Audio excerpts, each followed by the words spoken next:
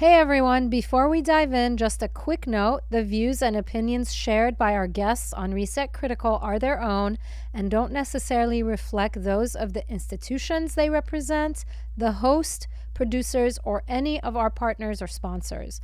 Some episodes touch on sensitive topics, so listener discretion is advised.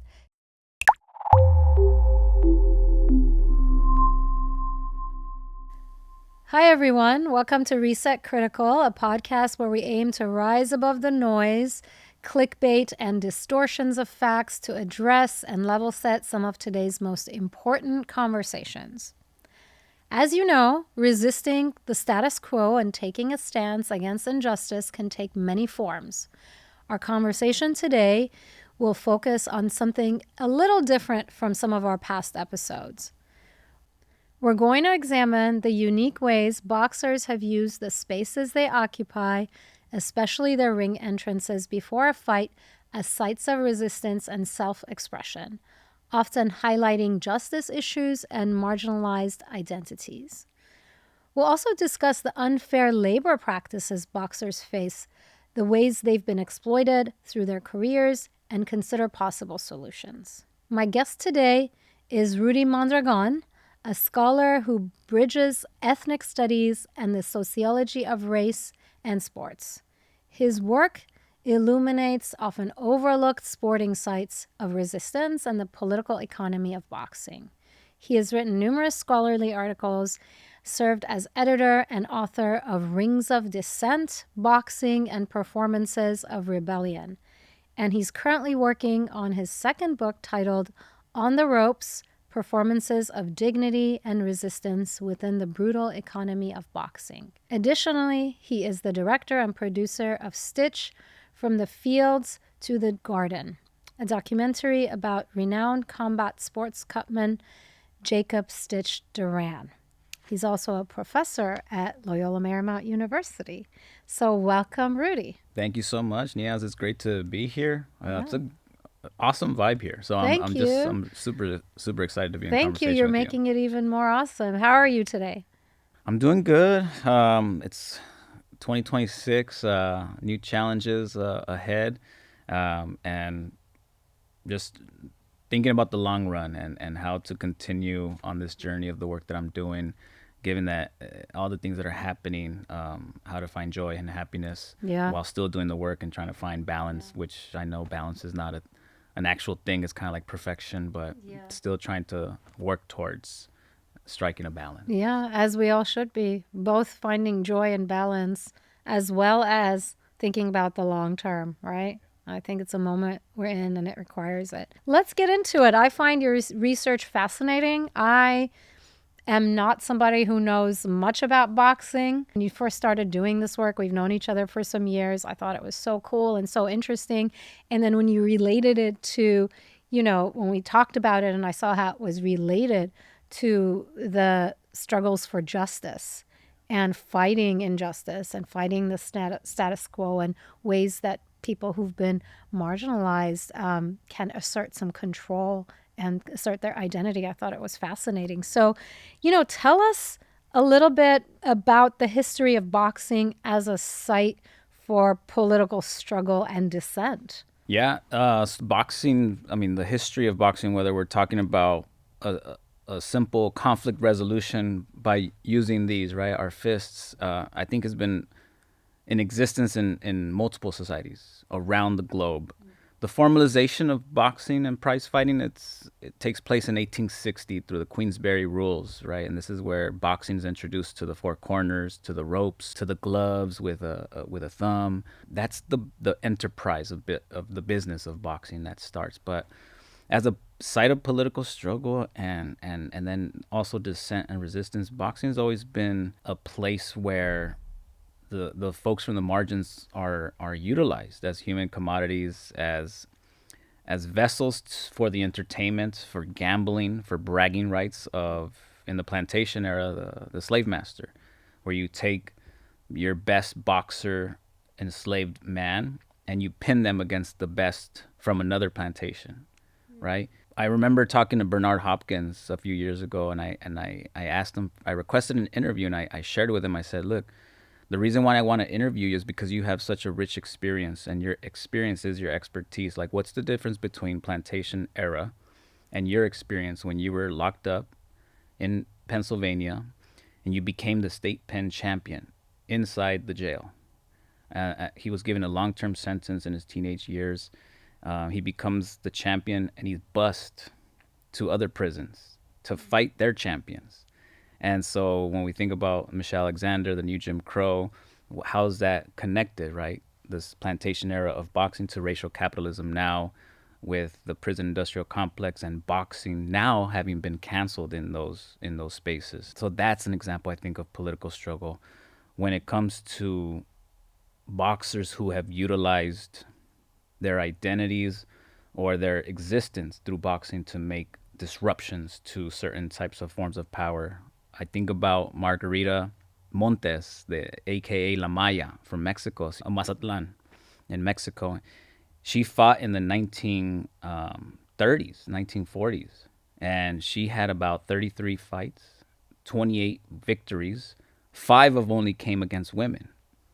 The 28 or so victories that she had were against men. And this is in Mexico when boxing then becomes banned as a result of Margarita fighting and other women trying to get into the boxing scene. And so then there's like this disruption to gender and sex. And Mexico doesn't legalize boxing for women until 1999. So 60 plus years later, the Olympics don't allow women to box in the Olympics until 2012. And so boxing as a site of struggle, we can go on and on in terms of how it takes place. But at the root of it, I think it's the utilization of those in the margins and how they also use boxing like to take over the body politic and say, you know what, in the 1910s, I'm restricted to drudge labor, underpaid labor that's invisible. Boxing gives me this opportunity to be legible, visible, and make a little bit of money. And for the case of Jack Johnson, the first black heavyweight champion of the world, he's able to make actual life-changing money, flaunt it, and make claims to how black men can be in a time where you couldn't do the things that he was doing, putting hands on white men inside the ring, driving cars, flaunting these beautiful suits, right? Yeah. So it's like class, it's race, it's manhood, and how he's doing a performance that disrupts the norms of that time. And we'll get to that because I do want to talk about how some of those, victories led to more racial strife in the communities that were following these fights and whatnot. But I think what you're saying about how boxing has always been a space of resistance and struggle, I think it makes me think about how things that we look at as entertainment, art and entertainment, have always had an element of political struggle and activism and advocacy, right? Athletes and entertainers and artists are human beings, and most of them are like the rest of us looking for an outlet and their voice and a way to like empower themselves, and it's not to say that every boxer or every entertainer or every artist is going to be out there, doing activism, right? But it's always part of that struggle because that's the human experience. And I think for us to just have this perspective, and you hear this a lot, well, you're an actor, just act, just dribble, just kick the ball. And we don't live in that world. And I think it's oversimplifying the human experiences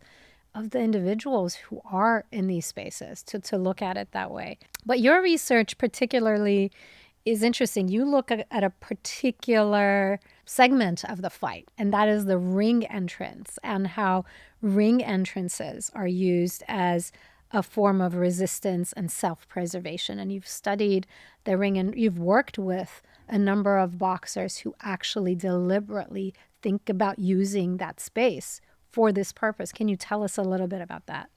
Yeah, the ring entrance is that long walk that the fighter makes from their locker room, in some cases outdoor spaces. Which is how long? It could be anywhere from 10, 15 seconds to, like, in the UK, Tyson Fury, Vladimir Klitschko entrances were like 5 minutes because there was a concert attached to it. So it's a long walk, though, because fighters have told me, like Hector Camacho Jr., the son of famous Macho Camacho from Puerto Rico, Spanish Harlem in New York, He said that's the moment where a fighter realizes, damn, I should have ran a little bit more.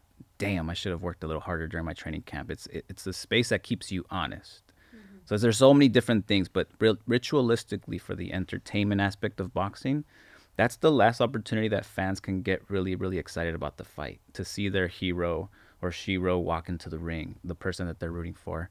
As a ritual in boxing, as part of the spectacle, as part of the entertainment of boxing, I said a lot of the scholars that I've been reading in academia that talk about boxing use it as a descriptor, not as an analytical tool. And so I thought about how the ring entrance connects to Robin Kelly, historian over at UCLA, talks about in his book Race Rebels, how spaces that we don't oftentimes think of as spaces of resistance. In his case, was hip hop or dance floors or in the buses in the 1940s for black people, and how they would make fun of the bus driver. And that was an act of resistance because within what working class peoples can do, they utilize what's within reach to be able to express themselves in maybe ways that disrupt the status quo. And so I thought, well, boxers come from the margins. They're marginalized figures, but they have agency. They do things that are informed by their lived experiences, their culture, and their politics. And I started looking at ring entrances, and I said, wait, the ring entrance has these three components. In addition to being entertainment, like it's also a way for boxers to market themselves and utilize expressive culture to reach new markets.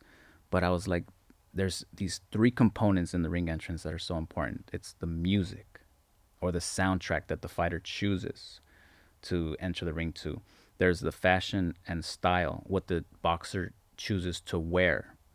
In Major League Baseball and the National Basketball Association, you have your set uniforms. But in boxing, you can pick whatever you want to represent yourself, to represent your team, yourself, your franchise. And then the third thing is your entourage, a form of accompaniment, who you decide you want walking to the ring with you. And so I started to look at these three components of the ring entrance and said, what are the stories that are being told by just looking at the ring entrance of a fighter? And one of the ring entrances I would say in my research really has all three are the ring entrances of Kaylee Reese. And Kaylee Reese is a boxer from Eastern Providence in Rhode Island. She identifies as a black Indian, and that means she's Cape Verdean and Wampanoag, Sikonke Wampanoag. And so there's this indigenous African American blackness that she embodies, and also a two spirit in terms of her gender, sexuality. And so these are her identities. She also identifies as an urban native and says, like, a lot of people think natives just come from reservations, from the res, but there's also these possibilities, she's told me, about indigenous peoples, natives coming from the cities. And so it's a disruption to these tropes or ideas that we have of native people. Her ring entrance does all these things, right? So the first time I saw her ring entrance, I said, oh my God, this is like the transformation of a boxing arena into a powwow. And she tells me, like, my ring entrances are informed by my experience going to powwows with my mother, being a fancy dancer. And fancy dancing has a history also of being a very male-centered dance at one point, and then native women pushing the boundaries to gain access and to be able to participate in that cultural form. And Kaylee's part of that tradition. So much so that if you look at her ring entrance outfit, most of the time they have fringes. And these fringes for Kaylee, she says, is an homage to my fancy dancing days. I'm not dancing anymore at the powwows, but I'm dancing in the square circle. And those fringes represent that story. She also has this hat, and it's a logo that she wears in her ring entrance, and it has her logo, KO, right? And it has feathers, two feathers that represent her two-spirit identity, but also represent a symbol of war. Two feathers down means time of peace. Two feathers up, she tells me, it's a time to go to war, and it's going into the battle, into the boxing ring. And so she oftentimes also plays in her ring entrance. The one I watched, she plays Northern Cree's War Cry, the song, right? But she has this very special, unique thing that I think separates her from a lot of boxers. She says, whenever I go to the territory, the land of nations and tribes, I go there and I introduce myself and I check in with them. But I also, if possible, invite native tribes and communities and nations to walk into the ring with me. And so this entourage, accompaniment, she's choosing. So if she's in LA, she's reached out to the native communities, the Tongva people here in Los Angeles. When she fought in El Cajon, inland San Diego, she invited the Kumeyaay Nation the Bird Singers group walked her into the ring, and she does something that's very unique. She, instead of using the same song every time, she'll open the possibility to those that are walking her into the ring to choose their music. That's traditional, that's unique to their culture and their nation. And so when I saw her fight in San Diego and in El Cajon on Kumeyaay Nation territory, the Bird Singers sang their songs and danced their dances, honoring her as she made her way into the ring, while wearing boxing gloves that made and raised attention to the boarding schools that tried to discipline Native kids into assimilating into American society. Because at that time that she had that fight, there was unmarked graves that were popping up in different regions in the United States of Native children. And she also has, in other fights, also made folks during her ring entrance aware of the missing, murdered Indigenous women Two-Spirit movement to raise awareness and amplify that. And so there's so many ring entrances. Every fight has one. Yeah. And there's so many stories, and some of these stories push the boundaries. They push back. And for Kaylee, I think it really speaks to the creativity, the innovation of taking the ring entrance and doing something more powerful than just mere entertainment.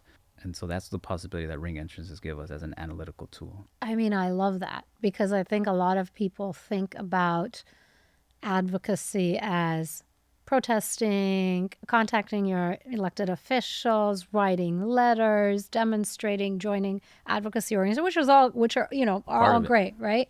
But there are so many ways in which human beings, individuals, can push the boundaries to push us towards change and make us face injustice and make us address harm and things that we need to be doing to progress.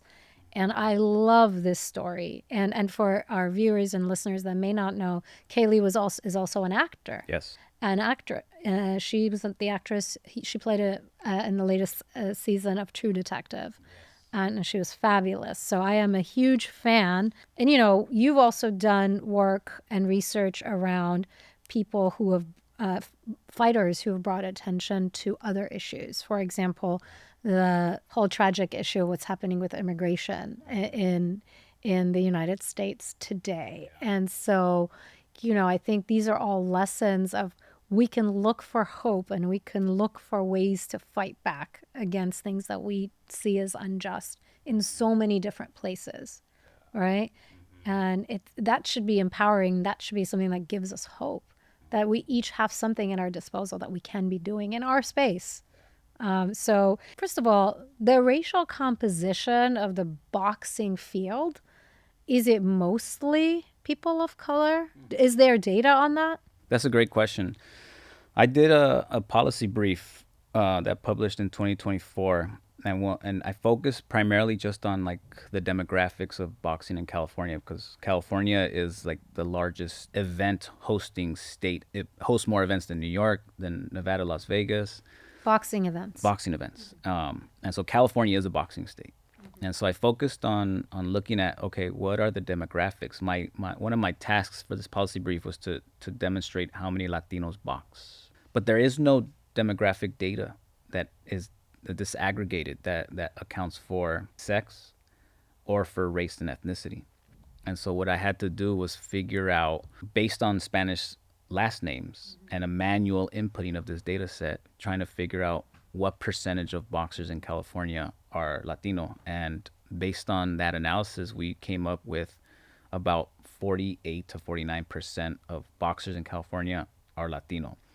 Now, that's maybe the first time an actual rigorous attempt at quantifying the demographics of boxing has been made. Mostly people watch the big boxing matches on pay-per-view, on television, whatever's being streamed, which is a small number compared to the larger ecosystem of boxing. And I think we use those representations to begin to make a qualitative assessment of what the demographics of boxing are. But we don't know, because based on my research, I'm like, there are a lot of working class poor whites that box. Majority of the fighters do tend to appear to come from Latino and Black communities, but there is no like actual like data. It's like fascinating to me because what is there data on how many actual boxers there are who are registered boxers? There are. And what is that number around? That number it changes all the time because boxers are, but roughly about 25,000 worldwide. Which is crazy because given everything that we study and research, that should not be a very difficult number to like quantify, at least like, disaggregate data on at the very least race and, gender and, things like that. And I've advocated, like in the policy brief, I one of the recommendations I make is like we need to collect better disaggregated data to better understand the profile in California, but in other places too, in terms of race, ethnicity, and sex and gender, to know what the makeup of the boxing market actually looks like. But right now we don't really have that data that's been processed yet. Yet, hopefully. Yeah. What about, do white boxers use the ring entrances in the same way? Oh, great question. Great question. I'm glad you brought that up. Yes, they do. So Tyson Fury, who's one of the interviews in the documentary I'm directing, I remember he did a ring entrance during like Mexican Independence Day weekend, I believe it was. Either that or Cinco de Mayo weekend. Both very, very marketable holiday weekends for fights to promote Mexican fighters. But anyway, he headlines the fight on one of those weekends, and he does this like ring entrance parade that's more of a caricature of Mexican culture. I didn't really like it. It was entertaining, it was funny, it was sexy, but it was not like genuine. And so there's fighters that'll create ring entrances that are very, very like spectacular for entertainment and sensational purposes. But then there's also fighters who have used sort of the ring entrance, but definitely their ring fashion, what they wear into the fight. And so in 2025, Tyrone McKenna, Irish fighter, stepped into the ring, his last fight, and was victorious. And at the end of the fight, you see him standing there with his boxing trunks. And his boxing trunks have the keffiyeh pattern on it. And in the belt line, which is real estate, prime real estate for sponsorship, because fighters could get money for putting an ad or a brand on their belt line of there, because that's prime real estate. The camera's always on them, so that's like going to always be in focus. He put Aida on his belt line. And Aida is a refugee camp in the West Bank in Palestine. And it's a gym that he visited and did boxing lessons for the kids at the gym. And he stood on the ring with these trunks and gave a shout out to those from that gym who were watching back in Palestine. And so through fashion, we see that those kind of statements be made, right? There's another fighter, Sean McComb, who in 2024, the year before that, fought against Arnold Barboza. Arnold Barboza is a great fighter under contract with Oscar De La Hoya's Golden Boy Promotions company. Arnold Barboza and him, Arnold beats him, but throughout the fight, I remember watching it, and he had boxing trunks, and on the belt line as well, he had the Palestine flag. Well, this is fascinating because when I first asked this question, I was thinking, do white boxers promote their own culture and self-identity and issues that are important to them as white people? So when you said that about the Irish fighter, I thought he was going to have some symbol like a shout out to like Irish people and Irish history and Irish culture. But the examples you gave at least highlight how they're standing up for other oppressed people. Well, I think both can be true, right? Because what Tyrone and Sean have articulated, I believe, more so Sean, these are intentional acts. And what these two fighters are also doing is like putting into conversation Israeli settler colonialism and Irish experiences with British colonialism. Interesting. And so there's so at soccer games, you also see how like Irish soccer fans have been very, very vocal and supportive of the Palestinian struggle right now. And so I think with these fighters coming in, and that's why, again, the ring entrance as an analytical tool, we can miss all these stories in 30 seconds, 45 seconds, whatever it takes a fighter to enter the ring. But seeing the Palestinian flag, seeing the pattern, what is the pattern? What is that on the trunks? And when you begin to do an excavation and deeper, you ask deeper questions about what's being articulated. And that's the beauty, I think, in my research, where I'm like, I want to interview. I didn't want to be stuck in an archive. I wanted the archive to be alive, and I wanted to go to the archive and talk to the fighters and have them share their stories in terms of why they did what they did. And not in a judgmental way, but it's like, tell me the story of what went into that curation. Because when you think about curation for a ring entry, there's an intentionality there. But also on the flip side, I guess, too, is like, it doesn't always have to be intentionally done. Like, I think about the Zoot Suit riots and the Zoot Suit from the 1940s during World War II. And that was an anti American outfit. It was a very, like, it was an easy way for people to look at black and brown Zoot Suiters and say they're unpatriotic because they're using too much fabric, and that fabric could be used towards the wartime effort to win World War II. And so these Zoot Suiters they got brutalized during the riots from U.S. servicemen who also saw them as not being American and anti-American. And so if we look at the Zoot Suit as a symbol of resistance, resisting U.S. assimilation and trying to self-author your unique way of being, then fashion in boxing, I think, can also be utilized in the same way, whether the boxer intends to make a statement or not.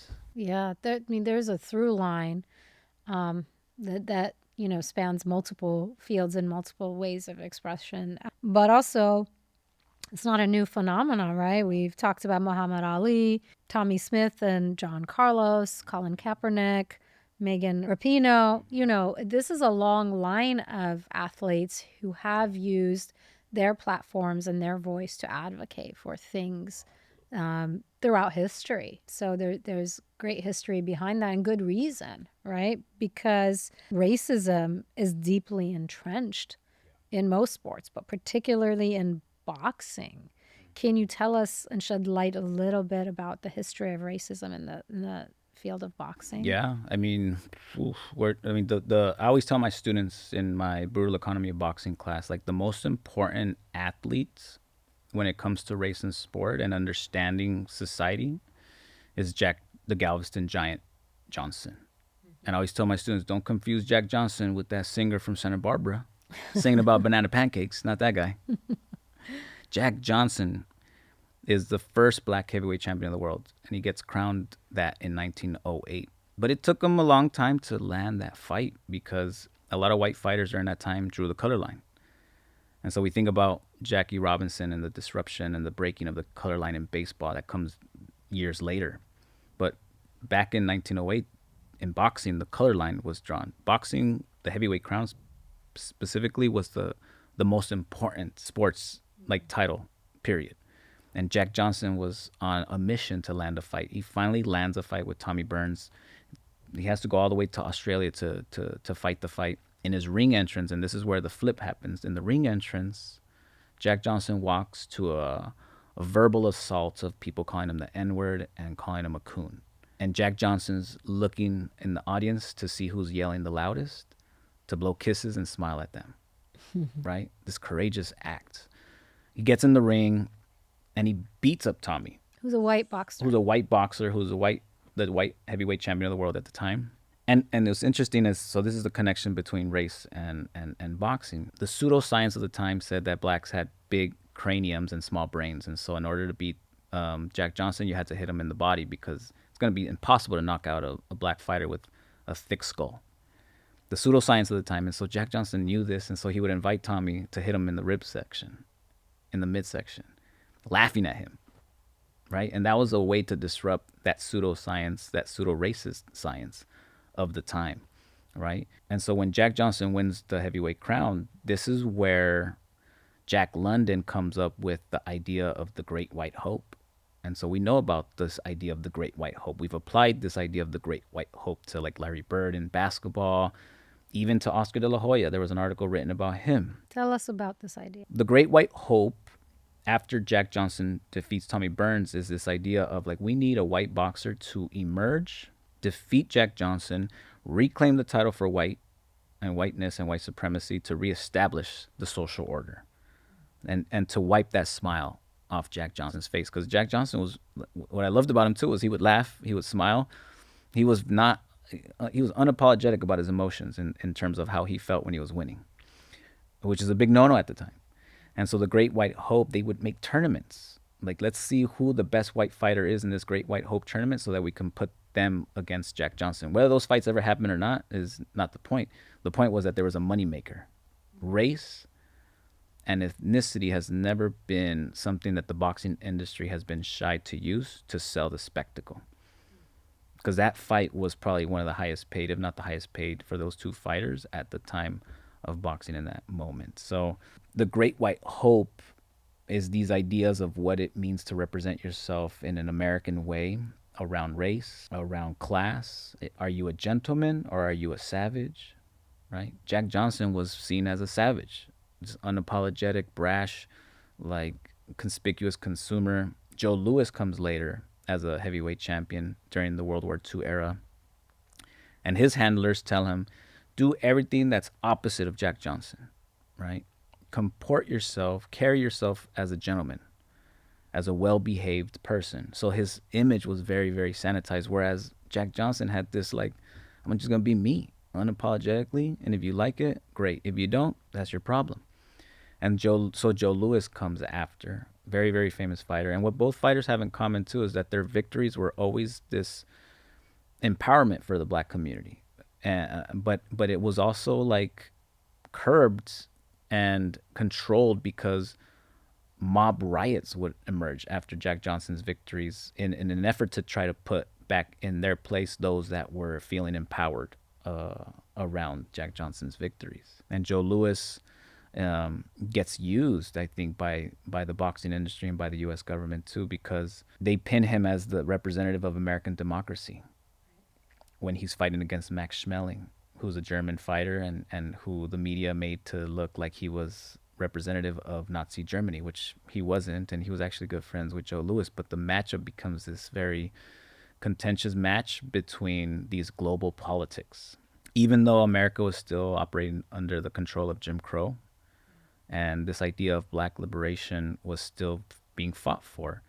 It reminds me of when it comes to Hiroshina Robinson, Sister Robinson. She was a track and field athlete during the 1940s, and she would refuse to go to Russia, for example, to compete in these track meets because she felt like the U.S. was using her as a political pawn to show the global world that there was racial equity and harmony in the United States, and she would refuse to be used in that way, right? So there's all these like stories of boxing and race and a history of athletic activism that looks very different, because when you get to the 1960s, so Jack Johnson fights during this racial exclusion period of sport. And then in the 1960s is the civil rights liberation struggles that intersect with sport. You know, in the 1968 Olympic Games, when John Carlos and Tommy Smith protest at the podium, you also had Wyoming Attias, who protested at the games and won a gold medal. And in that race, she's wearing black shorts in protest, refusing to wear the American colors. And is using fashion, is using style to engage in a protest message.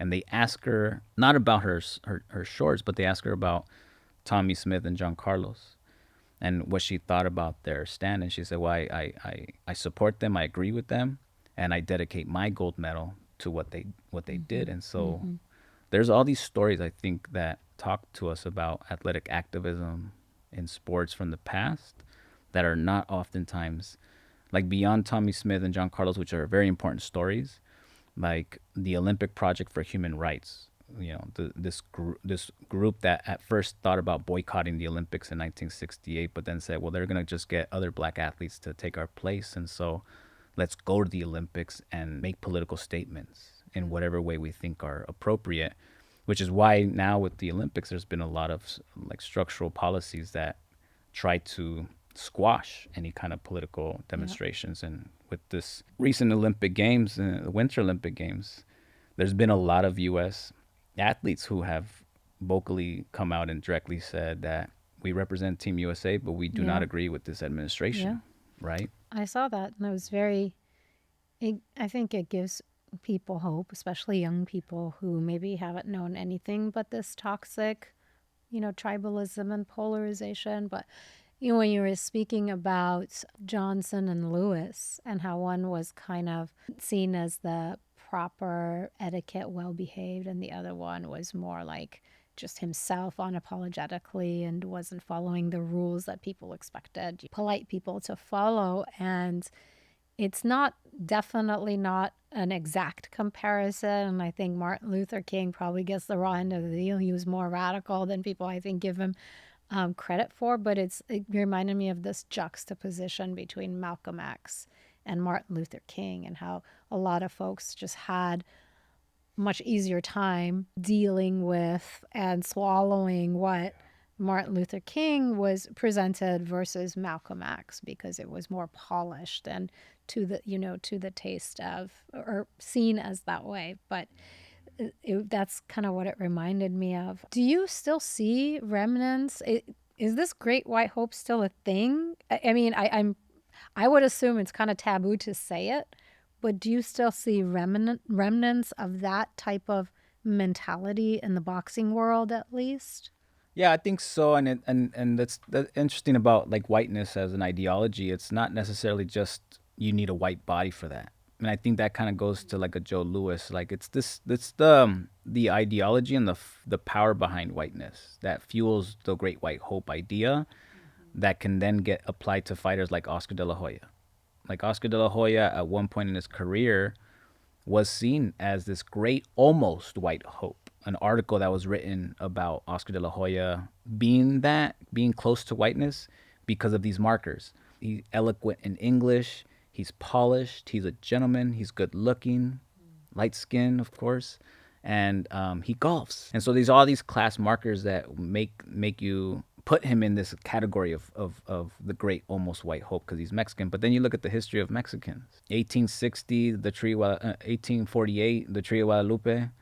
The Southwest is annexed after war and by the United States, and Mexicans are grandfathered into citizenship on the term of like whiteness.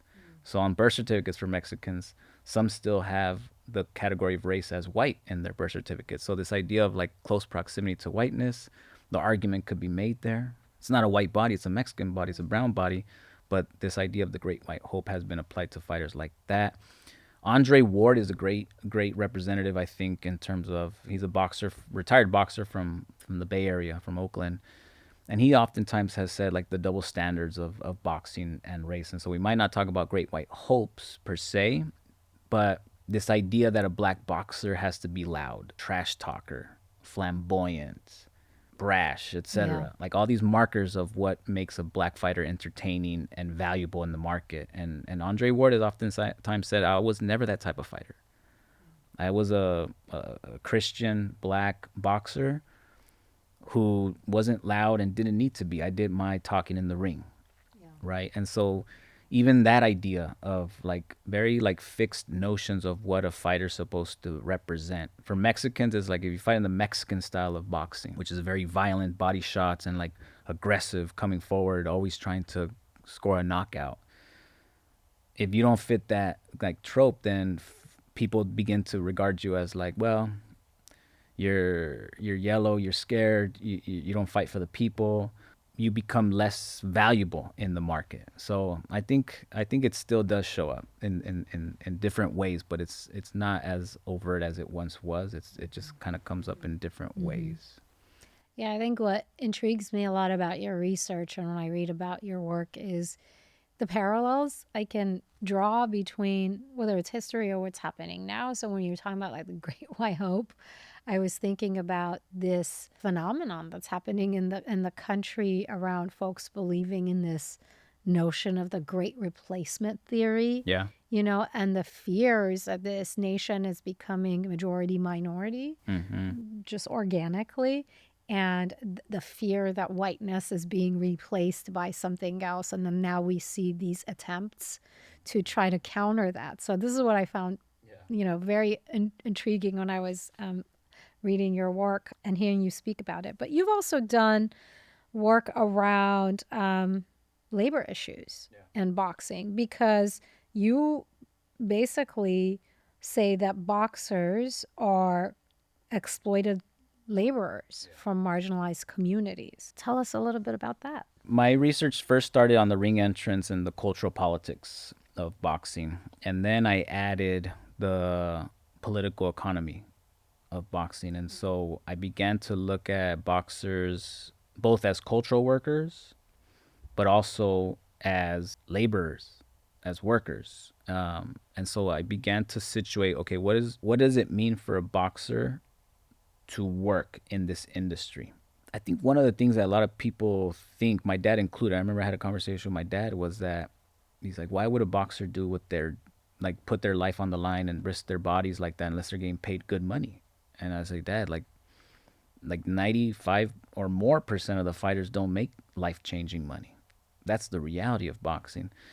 And and so in that policy brief that I was talking about, me and my colleagues came up with the median figure in California for what a 4 round fighter will make. And so in boxing, you have 4 round fights, 8 round fights, 6 round fights, and those are kind of like when you're first getting started.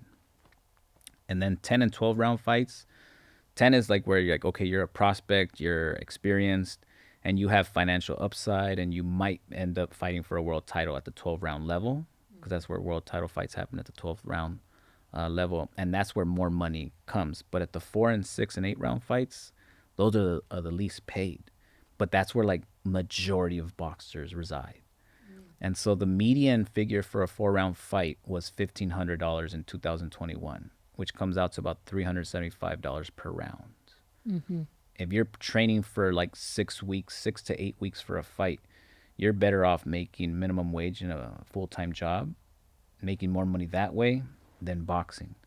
And so what I found is like, okay, well, majority of boxers are boxing as independent contractors and working other jobs to make ends meet. Very similar to like maybe Hollywood actors that are trying to break it in the industry. And so boxing is an enterprise where promoters are not employers. They're entities that contract. And so fighters are independent contractors. They're gig workers, just like Uber, just like Postmates work. And they have no benefits or They have protections. no labor protections, limited. They have no standard like healthcare that the promoter's supposed to provide for them. They don't have a federal minimum purse regulation for fighters. So it's all negotiated between the fighter and the promoter that's putting on the event. They're independent contractors, so there is no one to collectively bargain. There is no union. There is no centralization. It's not like the National Basketball Association or Major League Baseball. Why? Why isn't there centralization for boxing? I'm assuming other professional athletes in different sports don't have the same experience as boxers do. No, I mean, tennis and golf are also independent contractors, but those are country club sports. And so there's sponsorship, endorsement money that comes. Boxing has always been an independent contracting gig. And I think a lot of why that happens is because nobody wants to fork the bill in terms of paying into a pension or paying into retirement for fighters, or paying an equal or like a fair share of the revenue that's being generated by the promoters. So I think it's convenient to maintain this system because it gives the promoters and the stakeholders a lot more leeway to be able to negotiate in their favor. And the fighters kind of have, throughout history of boxing, kind of sacrifice if they want to make it eventually to the top. Yeah, I mean, it just sounds like exploitation when you describe it that way. Because, and maybe it's because that the number of basketball players in basketball games, for example, I'm just, nothing against basketball. It's just the first thing that came to my mind, is larger. I don't know if the profit margins are bigger too, but why aren't they? So maybe they have more voice and power to advocate for these things, but I still wonder like why other athletes aren't being exploited to the same, and maybe the timeline for those sports is different, right? The risks involved and the preparation and training is different. I don't know, but it just seems so unequal. Yeah, it's very unequal, and I think there's a lot of nuance there too, because boxing has been described to me as a entertainment masked as sport. And so it's a sport, but it's not always like the number one fighter is not always fighting the champion. Like Ryan Garcia is a great example recently. Ryan Garcia lost his last fight, last year. And this year he was fighting for a championship, a world title. But I don't think he was ranked or should have been ranked number one after having suffered a loss. And so I think part of boxing is if you can create a matchup that's going to have two marketable fighters, you make that fight regardless of rankings. So it's not always about the ranking. Sometimes it is, and so there's a lot of gray area and a lot of flexibility when it comes to that. The Major League Baseball is a good example, I think, because once upon a time, Major League Baseball players were working multiple jobs as well, working jobs during the off season. They weren't getting paid that well. But then through the efforts of unionization and creating players associations and collectively bargaining and doing that kind of work has been able to increase the livelihoods of baseball players, but also has made Major League Baseball a very, very wealthy entity. And so there's been efforts to unionize in boxing, but they've been squashed. And I do believe that, and there is talks about creating for the first time ever, and they've drawn on the policy brief that I authored. They're pulling information from it, the data from that to inform this potential federal change in boxing where all 50 states would be required to have a minimum purse for fighters. I think that's a start in boxing. I think doing things that are union-like is also a good way in the immediate future in boxing to improve the lives of boxers. We might not be close to unionizing just yet, and we might not ever have a union in boxing. But I think doing things like increasing fighter pay, creating a financial literacy tool for fighters to be better equipped to deal with the economics of boxing and empower them in that way is something we can do in the immediate future that has everything to do with their labor. I think one of the things too that gets obscured is there's always these arguments that boxing promoters put about 60 to 70% of their revenue towards the fighters, that they share this revenue with the fighters. But boxing is a winner take all market, so that number is a little deceiving because you have a big promotion company that has a cash cow that's making multiple millions of dollars in their fights, and so a lot of the money is going to a very select few of fighters in terms of the revenue. But in a boxing event, you have 6, 7, 8 undercard matches. And if you look at the budget for the purses, the main event is oftentimes the high is always the highest paid, and then the undercard fights tend to get less money. And so this idea that boxing does a good job in revenue sharing, it's true. However, there's also the nuance of boxing being a winner take all market, and the revenue share is oftentimes shared with those that make the industry the most money. Yeah. So Yeah. there's that discrepancy that needs to be addressed too in I mean, boxing. you talk in your work about opponents, right? And how, and these describe what opponents are. Opponents are, I mean, every boxer is an opponent, but an opponent in the sense of exploitation are those fighters that are carefully selected and expected to lose. And so boxing is not rigged. I'm not going to say, and That's I'm not kind going of to what go it down sounds that. like. Yeah, That was going to be my next question. It's like, is it semi-orchestrated then? it is, but I'm not going to say it's rigged. Like I'm not saying like the They're paid judges to are. lose. Yeah, Right. but matchmakers in boxing exist, and matchmakers their skill is knowing how to predict the outcome of a fight based on skill, based on insider information that they might have, etc. They go to gyms, they scout the fighters, etc. And so if you're a matchmaker for a promotion company and you have in your promotion company a fighter under contract and you're looking for an opponent for this fighter, the house fighter, and this fighter might be part of the promotion company, they might not be. But you're looking for someone, depending on the level that your fighter's in, and you're trying to raise their stock and get them to rise to the ranks. You're looking for someone that maybe has a 30%, 40% chance of beating your house fighter, but your house fighter has about 60 to 70% chance of beating this guy. So there's ways that matchmakers understand how to create a competitive match, but not competitive enough to put their house fighter at risk. Boxing matchmakers. So boxing matchmakers Something I never thought of. exist. They're trained. Like people have webinars and seminars to train matchmakers. It's been a thing in boxing for many decades. How is this fair? Yeah, that's a good question. That's why boxing is entertainment masked as sport. Yeah, that's that's where what that they kind of say line that. comes Yeah, in. And yeah. so If you get the matchup approved by a commission, the match will happen. If you get a world title sanctioning body to approve the fight will happen. And oftentimes we think that boxing is like this meritocratic space, but it's also like, what's the point? I remember a fighter told me this one time. He said, there's probably a lot of Floyd Mayweathers out there in the world, but a lot of them no one knows about them. They're not marketable. They're not valuable in the market. So those fighters will just be shelved or never get the opportunity to fight for a world title. And so a lot of it is putting a valuable human commodity in the ring that can sell. Macho Camacho's son, Hector Camacho Jr., told me this, and it's a beautiful line. He said, "We put butts in seats. That's how we get paid."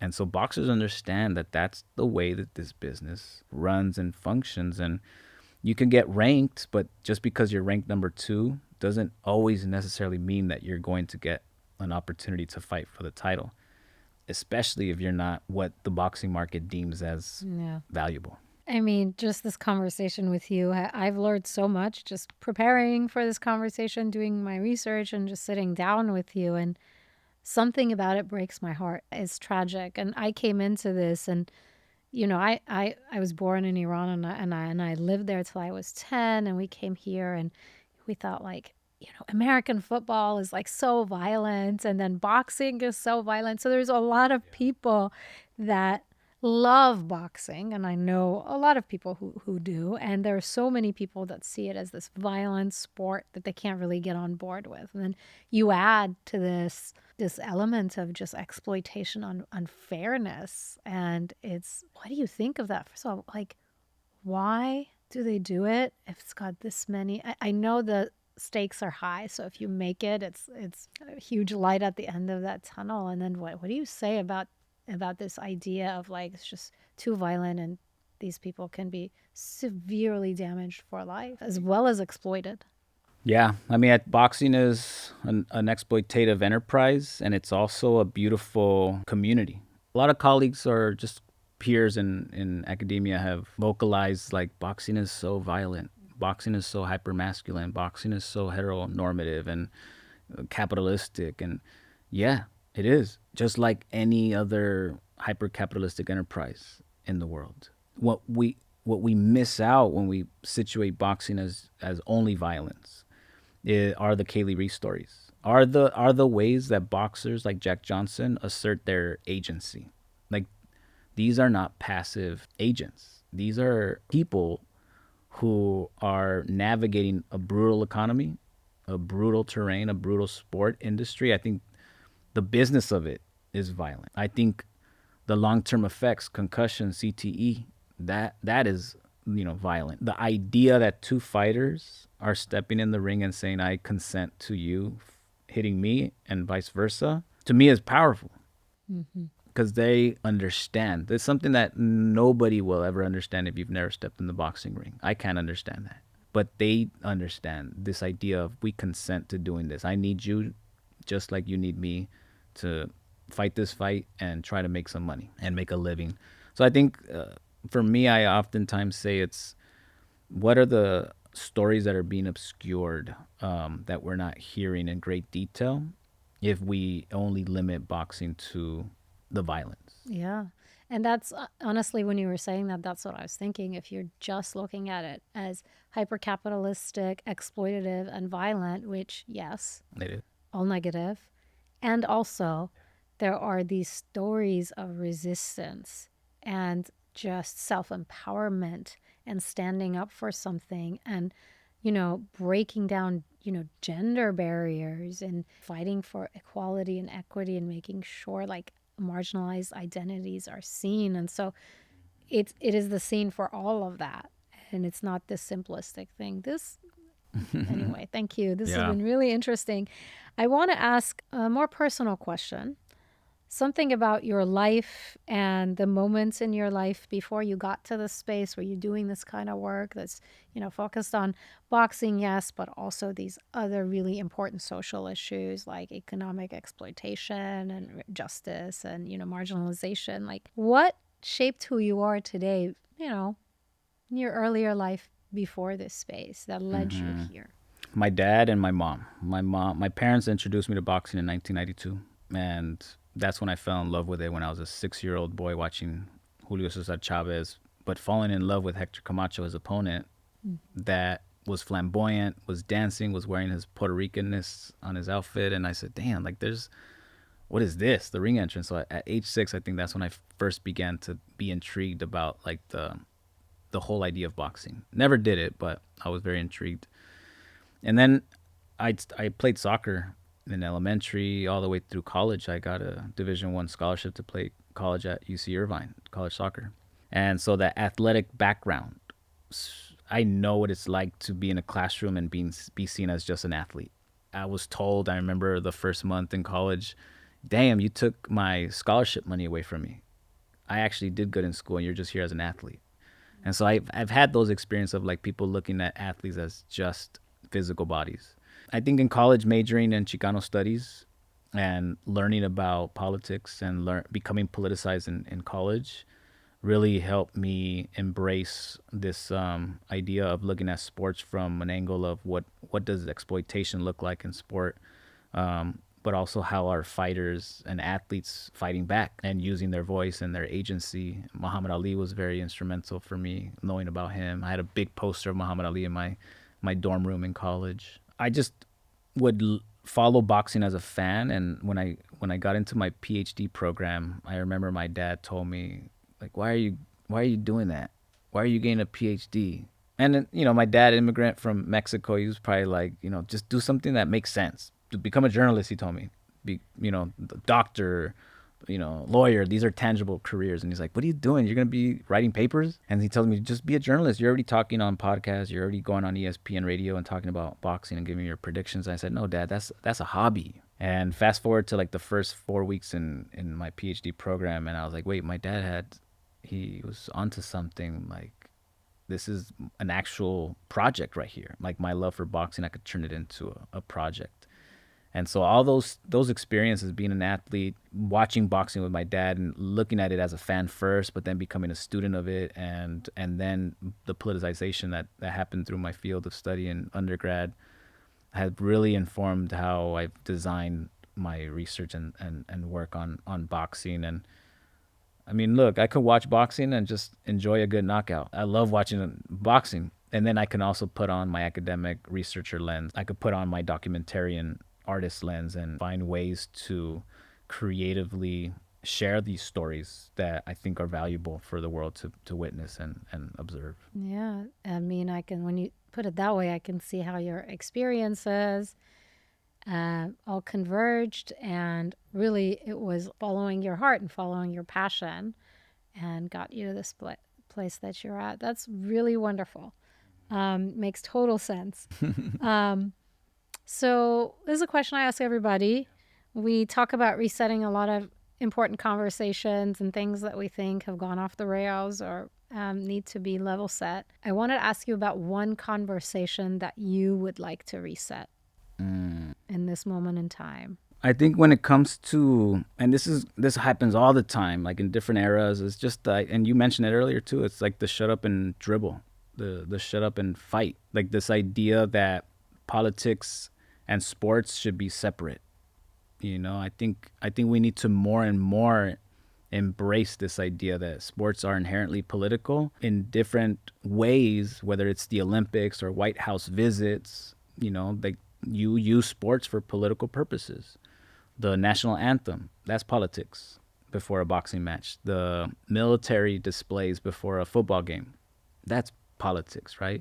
It's the resistance politics that people don't like. It's the Colin Kaepernicks and Megan Rapinos, those that are fighting against injustice. And so I think we need to welcome those conversations and not be so quick to close off those conversations, because it goes back to this idea of also like, what do athletes have to contribute to the story? They're not smart. They don't bring any kind of political analysis or conviction to the table. They're just trying to get attention. And so I want that conversation to be reset, because, and this is something I learned from a good friend of mine, Ice Life, and it's this idea that like athletes don't create social movement, but they have a platform to amplify them. And so that's the scariness about when people say keep politics out of sports. But there's the power that athletes have. They have this amazing platform. Yeah. Yeah. And here, I agree with all of that. And I think it is the disruption, and it is the fact that people don't want to be uncomfortable, made to feel and think about uncomfortable stuff when they're watching their favorite pastime or whatever. But I think we just don't exist in a world. We never did, but more and more, we can't put people in boxes and file them away, because at the end of the day, who we are and what we do is our expressions of ourselves, of our values. And I think that's what athletes, any kind of creatives, artists bring to the table. So thank you so much for your time. Yeah. Best of luck with the new book and the documentary. Thank you so much.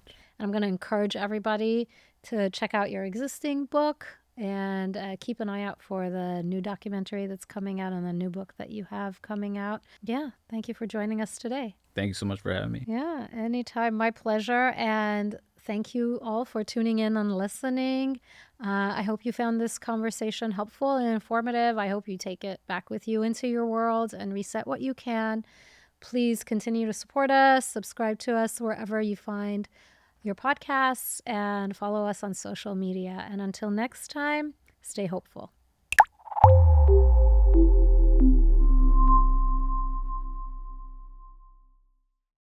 Thanks for tuning in to Reset Critical. Remember, the opinions you heard today belong to our guests and don't necessarily reflect the views of the institutions they represent, the host, producers, or our sponsors and affiliates. Mentions of products or organizations aren't endorsements. We're here to spark ideas and dialogue. Until next time, take care and keep thinking critically.